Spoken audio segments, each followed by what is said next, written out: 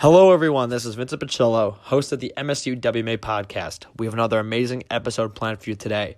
We recently hosted Ken Coleman. Ken is a #1 national best-selling author of the books The Proximity Principle and his latest book, From Paycheck to Purpose. He's also the host of the Ken Coleman Show, and he helps people discover what they were born to do and provides practical tips to make their dream job a reality.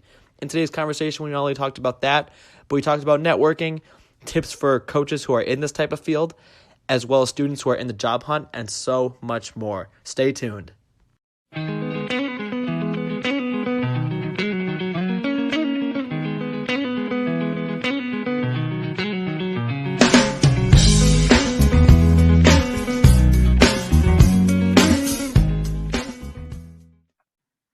Welcome, everyone, to the msuwma podcast. It is a pleasure to have Ken Coleman on our podcast today. Ken, thanks for coming on. Vincent, good to be with you. Really excited about our time. Absolutely. So let's get started here. So let's start out with where you are today in terms of what you do, how you got there, and stuff like that. Yeah, well, I am a show host, right? You can't just say radio anymore because we're on YouTube. We podcast the syndicated radio show. We're on Sirius XM as well. The name of the show is the Ken Coleman Show. We spent hours and hours and hours and tens and tens of cents coming up with that name. Very creative name. The Ken Coleman Show exists for one reason, and that's to help people discover who they are and do what they were created to do at a high level, to max out. So purpose and peak performance is really the focus of the show, with obviously the work context. I think everybody has purpose in their relational lives and in their professional lives. And I think you can't separate the two in the sense of purpose, because when you're on purpose in your professional life, you're going to be better in your personal life. When you're better in your personal life, you're going to be better in your professional life. There's no way around that. And so I get to coach people. The heart of the show is coaching. And so live callers and coaching people in the moment, counseling them and cheering them on. And so we write books, we create products and resources, tons of free resources as well, to help all along the journey.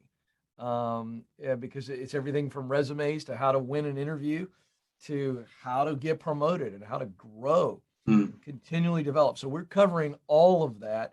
If you want to be on purpose, we help.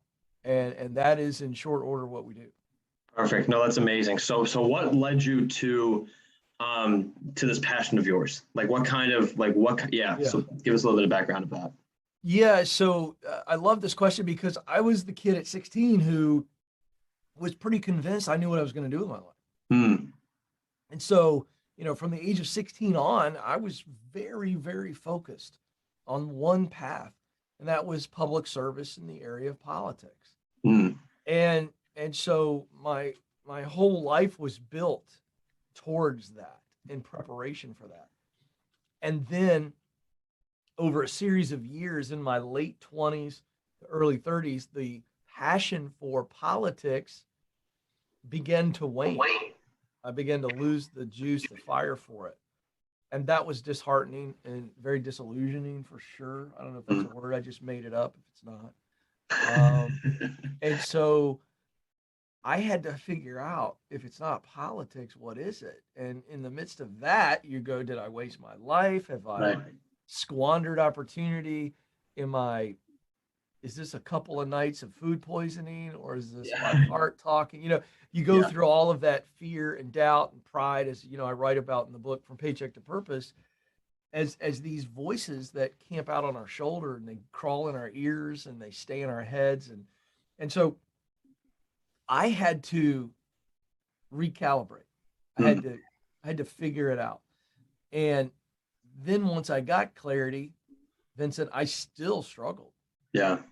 I still struggled to move forward. And so I finally got on the path and started making momentum and started getting there. And so the point is that once I figured out it was broadcasting, and I had gone through this process of self-discovery, just kind of making it up on the fly.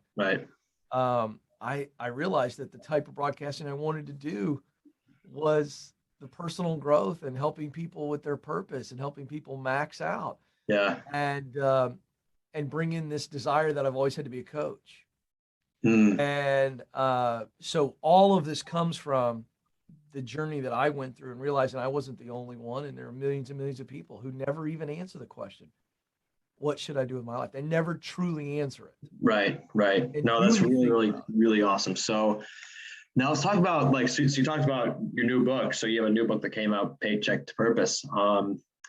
What would you say was, what are you really trying to cover in this book for people who are trying to achieve their career goals and stuff like that? Yeah, it's a good question. Very simply put, when you talk about purpose, you know this, you're coaching college kids. It's an intimidating word, isn't it? It is. I mean, it's like, it feels like this gigantic mountain that's at the top of the mountain is covered by clouds and thunder and lightning. Yes. Would you say that's true? I mean, absolutely. Think about it. Yeah. Purpose is like, it's like, I know it matters, but I have no idea how to deal with it. Yes. Here's what I wanted to do. I wanted to demystify the climb.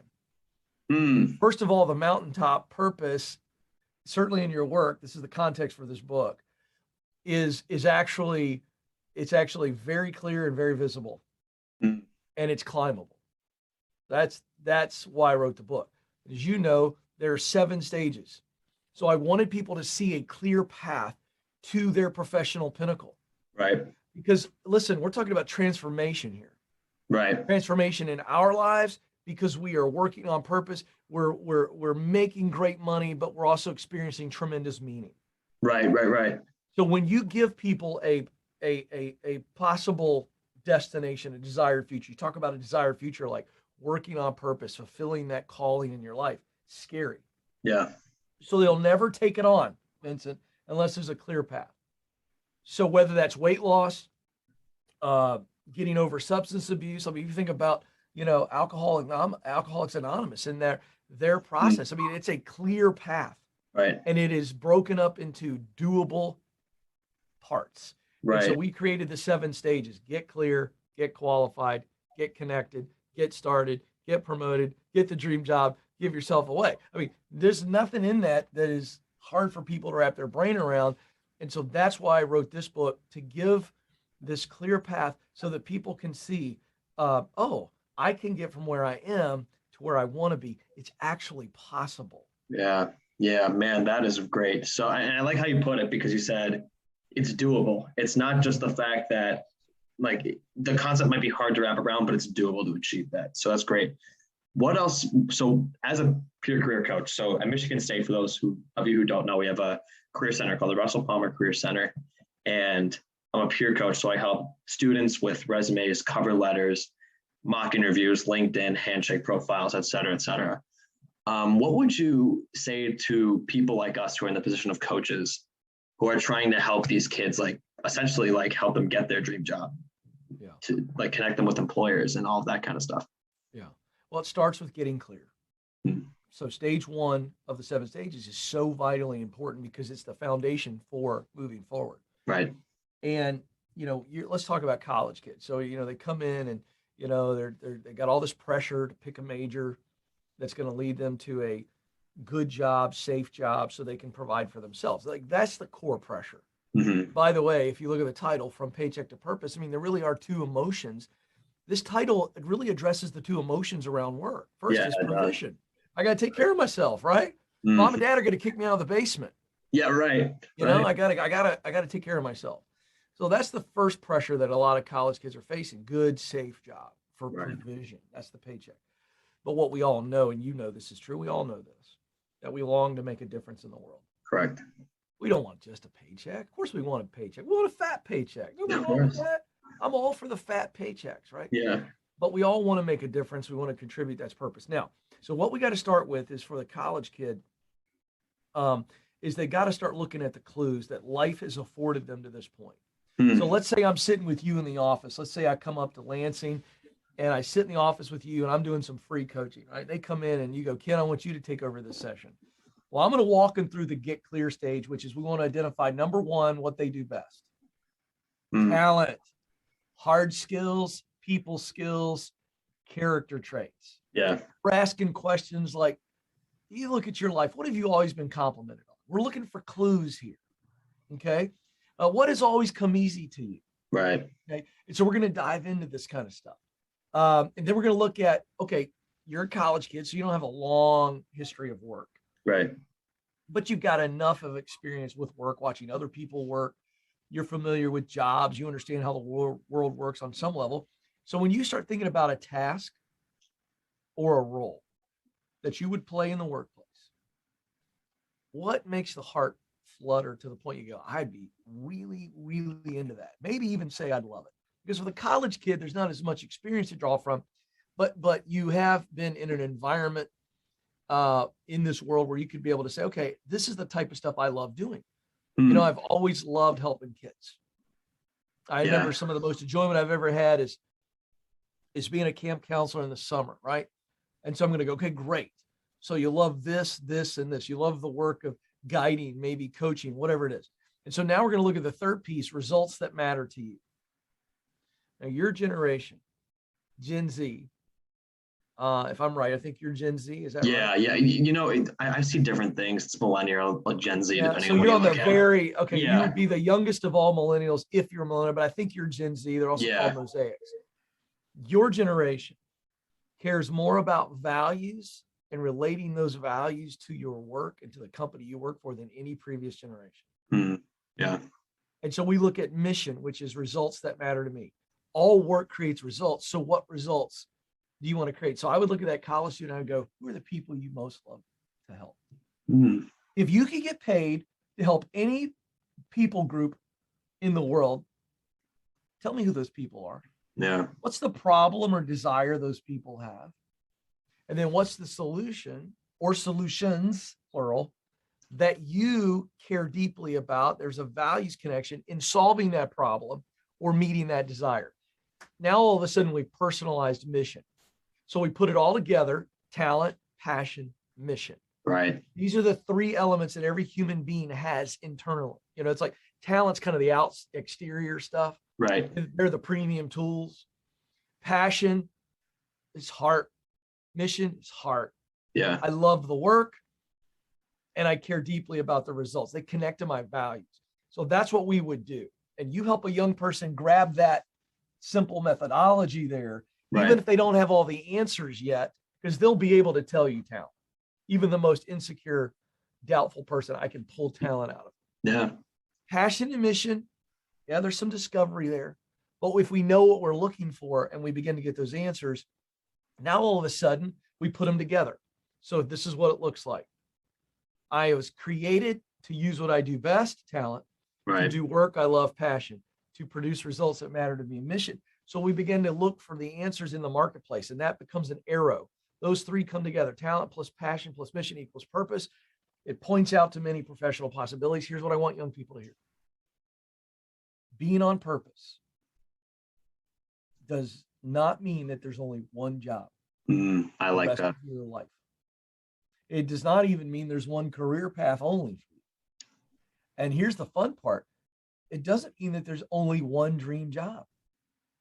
There are multiple jobs, multiple career paths, multiple dream jobs in your sweet spot where talent, passion, and mission connect. That's what's fun about this. So it takes all the pressure off of purpose. And I would tell you, I'm going to send you a link.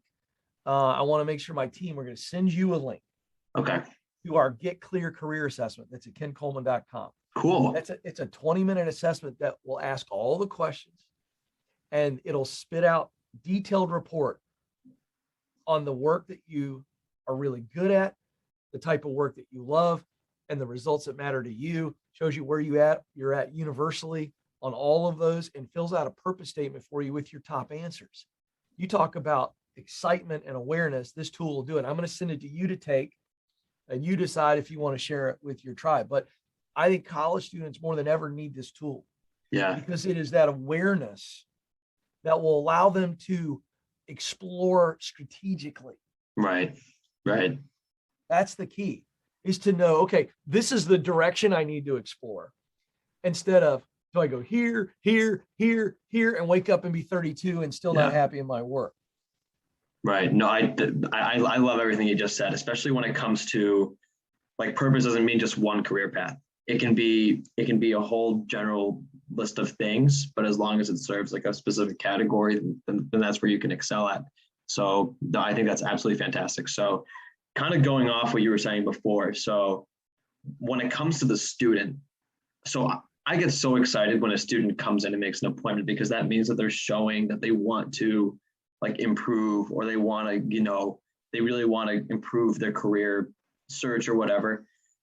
So kind of what you were going off of saying, what would you say to the students who are, who are doing everything they can when it comes to like going to the appointments, or, networking, or going to the job search, career fair, whatever it is, and they're not getting any results? What would you tell them?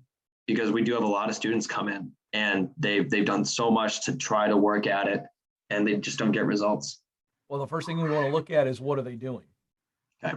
Because activity doesn't always equal results. It's the right activity. So I tell adults all the time on the Ken Coleman Show, listen, I love LinkedIn. I think LinkedIn's great for information. I don't think LinkedIn is great for connection, because you could send 50 emails on LinkedIn and feel like, I just sent 50 emails on LinkedIn. I'm going to sit back, have a sip of coffee, and wait for jobs to roll in. And you're laughing because that's exactly what people do. Yeah, it is. It is. So is that activity? No. No, it is. It's activity. Oh, it is activity. It's activity. I sent 50 LinkedIn emails. Oh, by the way, I also applied for 50 jobs online today. There you go. Yep. That is absolutely activity, but is it effective activity?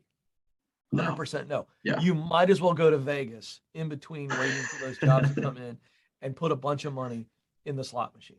Yeah. I'm serious. Yeah. That's success. That's what's happening. Here's I saw something in the news recently. And you can look this up. You can Google this and the article will come up. I just can't remember.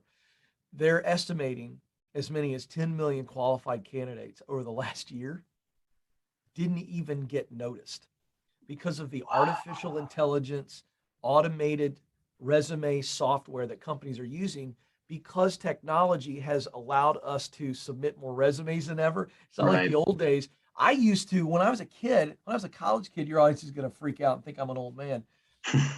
We had to walk resumes into places. Yeah. You handed somebody a resume and then they put it in a stack. Well, the stack doesn't exist anymore. Yeah. It's all online. And so here's what's happening. Automated software, and you can check me on this. Automated software is looking for it. The way it's built means it's almost looking for perfection. And I went on Fox News and talked about this. I said, companies are going to have to adjust to this, because in their desire to be efficient, they are removing really good candidates, because the way the software is built, it's looking for perfection, and one word not there throws it out, kicks it out. So there's a problem there. Right. So this is part of the issue. We rely on technology and the efficiency of activity that it allows us, the way I described a few moments ago. Right. And we've forgotten what really gets us jobs. It is connections, relationships. Right. It's not sending an email on LinkedIn. Now, send the email on LinkedIn, but I would send the email to say, hey, can you hop on the phone? Yeah. Can we talk briefly? And you get a real human-to-human connection and go, hey, if I send you my resume, or would you endorse me on this resume? Because I'm applying for a job in a division that's in the same company you're in. Do you know the hiring manager? This is what we're talking about. Because then if they walk your resume in and say, hey, I know Vincent through this person, he's really sharp, and he just applied online for this position, but I didn't want him to get lost in the automated software. I really think he's a sharp guy. I think he needs an interview. I would endorse him based on what I know about him. Here's his actual resume. Now, do you see the difference there? Absolutely. Yeah. Yeah. Now that takes work. It does. Okay. So let me just tell you something, because I don't want to be the guy that sells snake oil. There's more work involved in that. Yes. But I can tell you this, you have a much higher rate of possibility of getting an interview that way. So I would encourage them and say, number one, get your chin up, because you've been doing it all wrong. The bad news, you've been doing it all wrong. The good news is you've been doing it all wrong. Right. So if we do it right and we get back to the good old fashioned connections, which I write about in this book, stage 3 is getting connected. It's an art form. And humans and relationships with humans always lead to opportunities, but you're going to have to do it that way. This playing the lottery, you're playing the job lottery by doing all this stuff online. Nobody's even noticing you. No, I totally agree. And the other thing that we've noticed is that, you probably know this already, but the AI is looking for a certain format of the resume. So if it's anything other than that format, that's right, it's going to be thrown out. So one of the things we've had to do is we've had to take the resumes that aren't up to the template that we have, and we've had to say, hey, like, you got to fix this because the AI is not going to notice. It's not that it's a bad resume. Yeah, but just I think that's yeah. Okay, so let me jump in here. I think that's a great point. But you know what I'm going to tell you? I'm going to say screw the matrix. Yeah. We have a website, kencoleman.com, and I want your audience to try it. Mm-hmm. I want you to go to kencoleman.com and download the free resume guide. It's free. And we flip the resume. Most resumes, they got all this fanciness and all this kind of garbage up at the top. You know what we put at the top? Who I know. Big, bold heading. Now, AI will kick it out, but I don't want you submitting resumes via AI. So my resume works. You know why it works? Because it's different than every other resume, and it forces you to get a real recommendation, not a reference name, a name that's legitimate and relevant to the industry and the job you're applying for. Either they're in the company and you've made a connection and they're vouching for you with an endorsement statement, or they're an expert in the industry and they've got credibility there. And who I know, that hiring manager is going to see that and go, wow, I've never seen that before. And they're going to stop, because the average amount of time that hiring managers spend on a resume is 7.4 seconds. Wow. Now listen. Wow. Bro, listen to me. 7.4 is the average.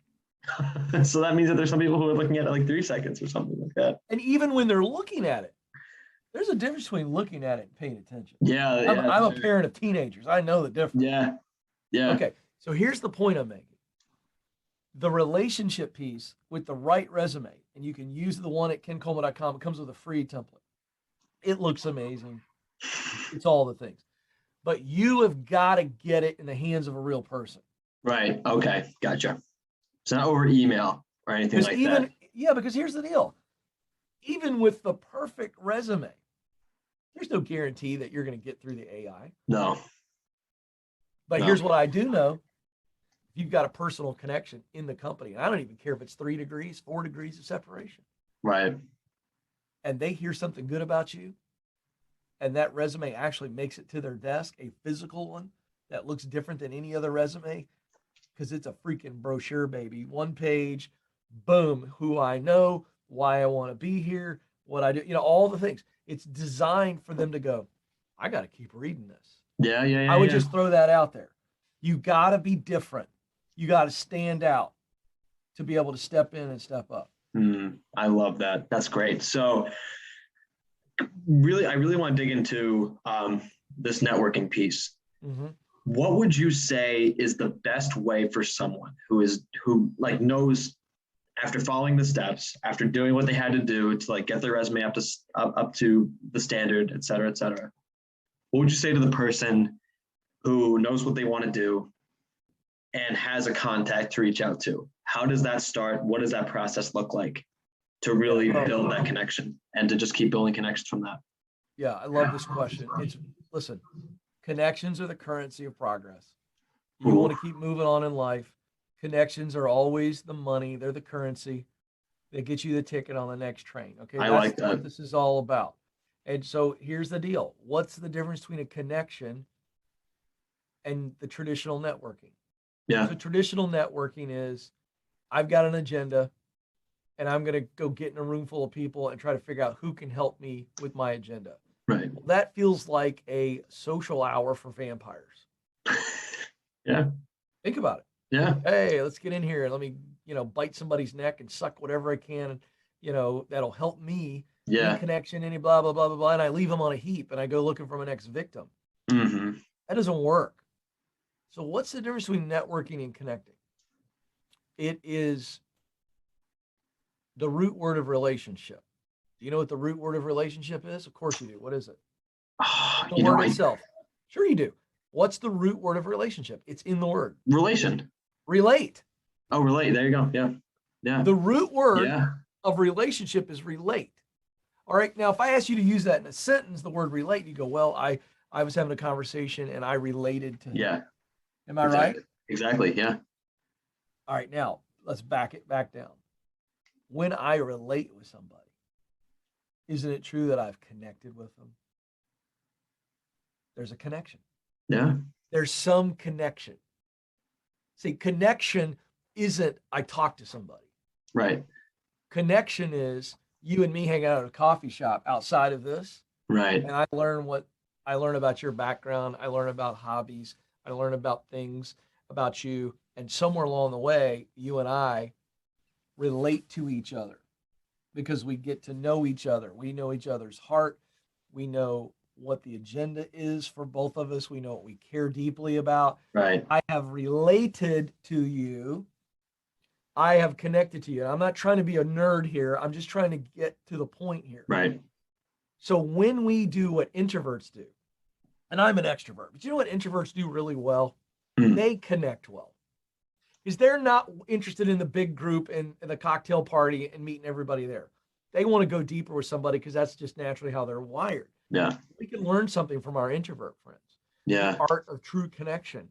And that is relating, being interested in that person. So here's the deal. When they're reaching out, the art of connecting, and it's an art form, is that you want to talk to somebody, whether that's Zoom, telephone, or physically over coffee or lunch. Why? Because it gives me the best chance to actually relate. I can see them. I can read their body language, all those things. We need the human-to-human connection. That's first. Second, you have to say, I value you. You are somebody that I admire. You are somebody that's doing what I want to do. I want to be where you are. And I think you could really impart to me some knowledge and wisdom. And if you would be willing, I'll be prepared. I won't waste your time. I want to be a human sponge with you sometime in the near future. Now, here's what's great about that. There's humility and hunger in that. And humility and hunger are attractive to successful people. Yeah. Because successful people aren't bothered by us. And there's a big myth, especially for the college student. Well, I'm just a college student. I got nothing to offer them. Not true. Right. By doing what I just modeled, you are offering them tremendous value. In that, watch this, you're making them feel valuable. Right. And successful people, they want to be valuable. They want to impart knowledge and wisdom. And healthy, successful people say, come on, water's nice over here. Yeah. So that's the key to connecting with people that can impart knowledge and wisdom. And by the way, in showing up to learn with humility and hunger and asking them at the very end of the conversation, anybody else you think I need to talk to? Are there any places where would I go? What should I do? What should I learn? They're going to open up doors for you and be happy about it. Yeah. But the difference is I didn't go in going, hey, I need this connection. Can you make this connection for me? Right. But no, like, yeah, but you can, but as you said, like there's work to that, but if you put the work in, like the results are going to come eventually. I mean, like that's just how it works. Yeah. And I'm glad you bring this up because not only are the results going to come, but the results are going to be bigger and better. Yeah, exactly. I don't want an okay result. Yeah. LinkedIn and sending a million emails and applying online a million times a day is going to give me an okay result. I want a good result that'll lead me to a great result. And it's funny you say that too, because I found that in my experience with LinkedIn, that if you just apply to a bunch of random places, that's not really doing anything for you. Like if you take the time to actually read through the description and read through what the job's actually saying, and if you can find skills that you are good at, that you can apply to that job, yeah, you should apply to it. We shouldn't just blindly apply to jobs. So like the thing that I always tell people is don't just randomly apply. Like really like be selective, but also be like broad about the jobs that you apply to, because of course you don't just want to limit yourself to one thing. Because if you can put your skills to use in a bunch of different areas and you enjoy, like I think that's a great thing to do. Yep. So Absolutely. Yeah. So I don't want to go over too much of your time, but I guess one thing that I want to do to finish this off is, what is just some general advice you have for the listeners on this show, or one thing that they should really take away from this? yeah, I want them to know that they were created to fill a unique role in their work. I mean, there really is a sweet spot for you in your work, and it has tremendous effect on the rest of your life. And you can figure it out. You should figure it out. And I want you to think of it this way. Yeah. Somebody out there in this world needs you to show up and do really good, great work. Yeah. And your greatness will be in your uniqueness. The unique work that you will do, the unique audience that you will affect. You will be able to affect an audience that I couldn't affect, that Vincent can't affect. You've got a group of people in this world who need you to show up and be the best version of you. I want you to really believe that. Yeah. Because if you can grab that early on, your heart will be on fire. It will be an unquenchable thirst, and you will get there. And when you quench that thirst, you'll look back on your life and you'll reminisce, not regret what you didn't do. Love it. Awesome. Ken, thank you so much for coming on. Really, really great stuff we talked about today. Thank you. Thanks, bro. Appreciate you. Awesome. If you like what you just heard, please like, comment, and share. This is Lance Mullen, producer of the MSU WMA podcast. MSU WMA, or Michigan State University Wealth Management Association, is a student organization part of the Eli Broad College of Business, located in East Lansing, Michigan. Our mission is to inspire and educate the next generation of financial planners. Thank you for listening to today's episode. If you enjoyed, please check out our channel on all platforms such as Spotify and Apple Podcasts, and check out our social media at MSUWMA and MSUWMA.com.